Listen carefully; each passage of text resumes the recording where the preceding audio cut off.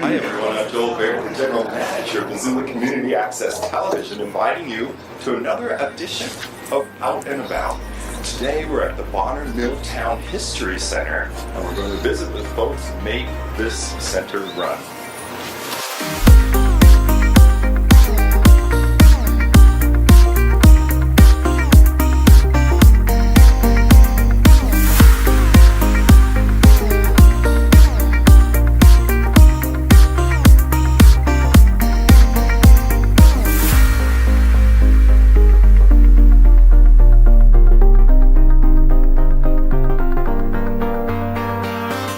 Hi everyone, I'm here with some of the principal people behind the Bonner Milltown History Center. I've got Hooligan Smith with me, Minie Smith, and Judy Matson. Thanks you guys for inviting us to visit the center today. So Judy, I thought I'd start with you and ask you the background of the History Center. Like what was the driving force, to create it, and when did it come about? Well, we started back actually in the days of the Milltown Superfund cleanup. That Minie and I were both on a historic preservation committee related to artifacts over at Milltown Dam. And about that same time, the mill closed permanently. In 2008, the final auction was held.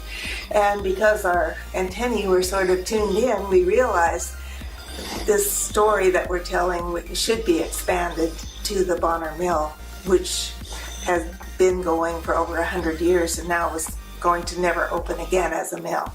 So we got a hold of some of the local people. Jim Willis was one of our main beginning people, and he got a hold of people like Hooligan and a cadre of people who really love Bonner and are very good at interpreting its history. Kind of came together, and it's been going since then. That's great. Yeah. And Minie, how about your involvement with the History Center? Well, as Judy explained, there was this history committee related to the dam removal, and we just began to think about the amount of history that there was in Bonner and the number of people who were just going to disappear and so we wanted to capture some of that.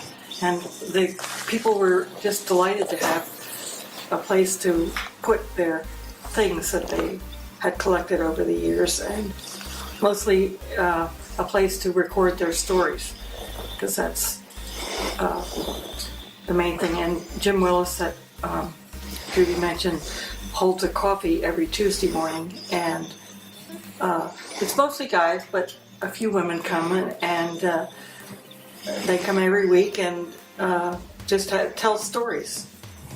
That's great, and I know MCAT has followed some of your efforts, right, from the series Stories from the Mill, or was it called Working at the Mill? Working at the mill.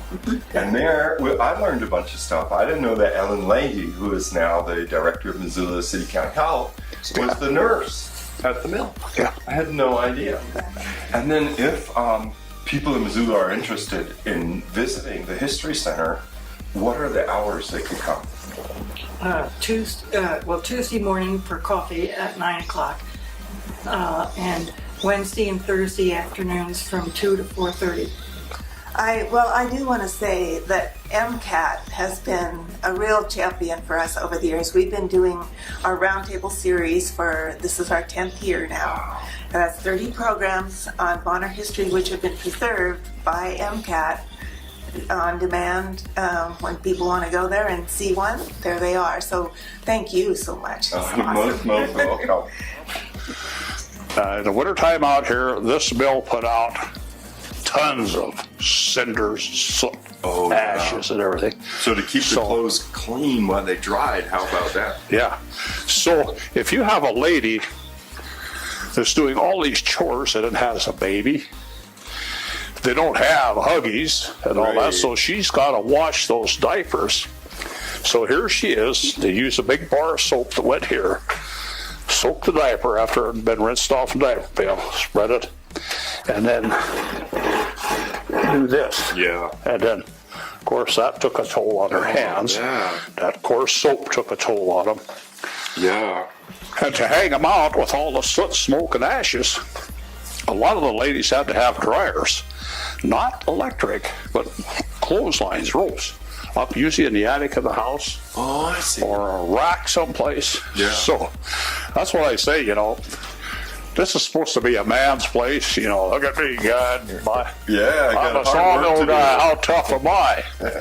And then you got this poor woman who does all this stuff equally as challenging as those guys, but you never hear anything from them.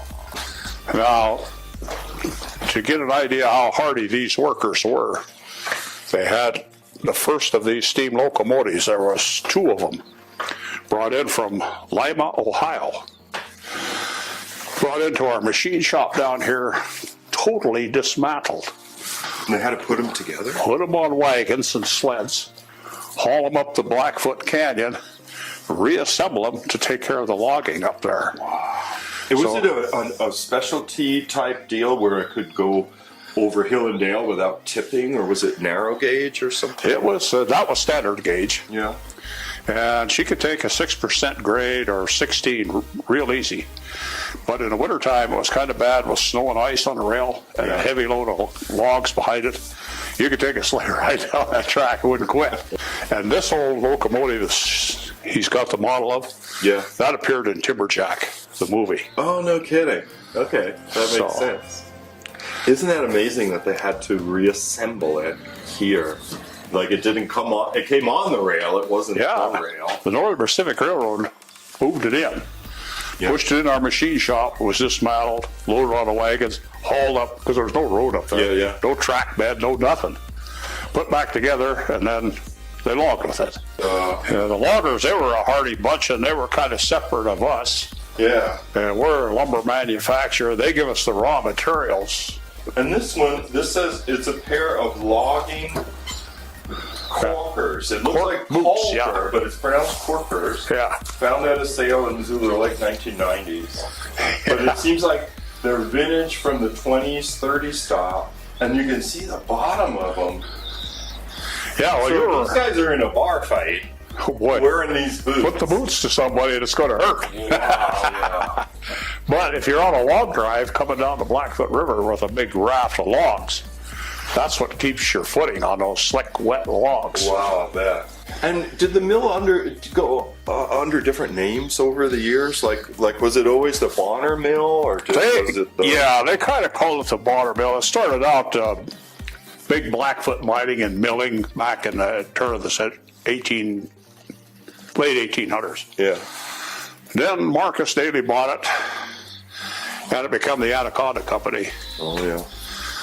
And then Champion International come in. That's right. We used to call it the Champion Mill when I first came to town. Yeah, and then Stimson was the last owner. Yeah. But with Champion, the reason for these nurses, there was a push to get production up. Yeah. And this old machinery, that's labor-intensive, steam-powered stuff.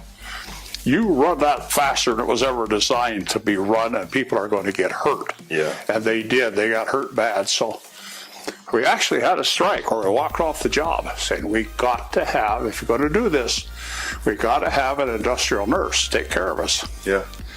So they settled. They got our nurses. And boy, from that point on, things changed out here. I got into the EMS as an EMT with a quick response unit. These ladies taught me a lot of everything I knew. Hooligan, I want to thank you so much for taking the time to show us the Bonner Milltown History Center this afternoon. Okay. And you, dear viewer, we want to remind you that it is here for you. The Bonner Milltown History Center is open every Thursday from 2 to 4:30. There's coffee talk time if you're interested in being more intimately social, right? On Tuesday morning at 9, and that'll go till people get good and tired of talking. And furthermore, there's I can see from here about a half dozen names and numbers on the door, so that if you happen this way and you can't get in, you got 6 ways to Sunday to try to get someone down here. So I want to thank you for watching this edition of Out and About. For MCAT, I'm Joel Baird. We'll see you the next time.